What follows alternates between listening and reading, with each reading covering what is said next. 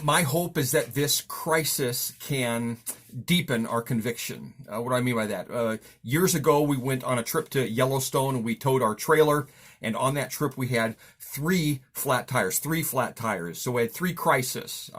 But in the midst of those three flat tires, I could see that they happened at a time and a place that was a lot safer for us as a family than what could have happened. In other words, one was right before we got ready to go over the grapevine, and the other two flats were in the park, in Yellowstone Park, where we could get some help. So I could see, right, that God was orchestrating or working things together in those crises for good. That was a conviction I had. I had the conviction that God worked things together for good, even in the midst of a crisis. And so in that crisis, I could see that God was working things together, even though there was stuff that was not going on. Here's a few convictions that I have that I think are being deepened by this crisis. Here's the first one. News outlets bank on bringing us bad news.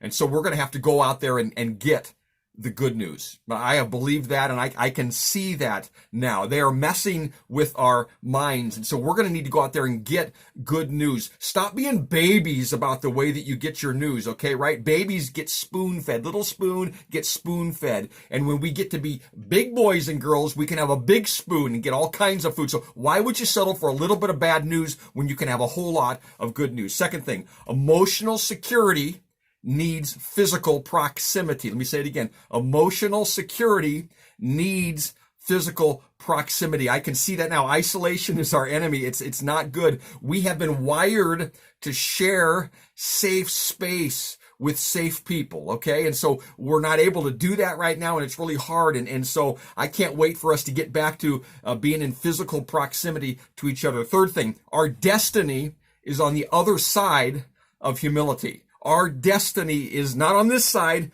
it's on the other side of humility. In other words, we want to reach out and get our destiny, but we don't want to have to go through some of the things we need to go through, and being humbled is a massive part of that. Pride is the enemy of abundance. And I believe abundance is our destiny, especially for those that have a relationship with God through Jesus Christ, right? An abundant life is our destiny, but it is on the other side of humility. Our example is Jesus Christ, right? Who was humiliated on the cross.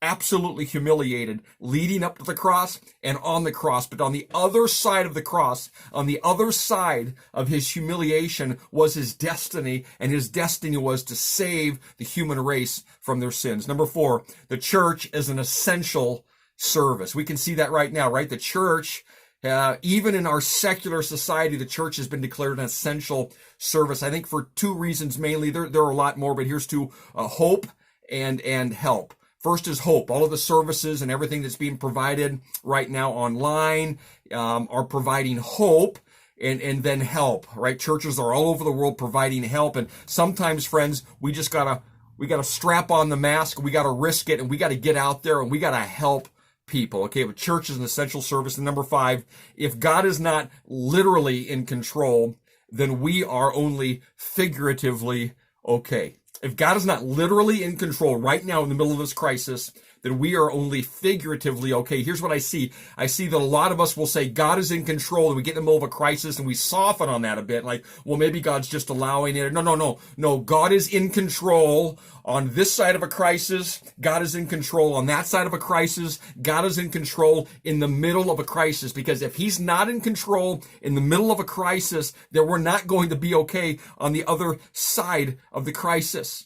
Right? And too often a crisis can cause us to shy away from the sovereignty of God. Let me encourage you, don't shy away from the sovereignty of God. Just because we don't like this and because we don't understand this or understand what God is doing, I'm just here to tell you right now, if God is not literally in control right now, then we are not then we are only figuratively going to be okay on the other side of this. So those are mine. Those are some of mine, okay? I believe that crisis can deepen our convictions. Those are some of my convictions. What are yours? I would love for you to post some of your convictions that are being deepened. Post them in the comments. Thank God it's Monday.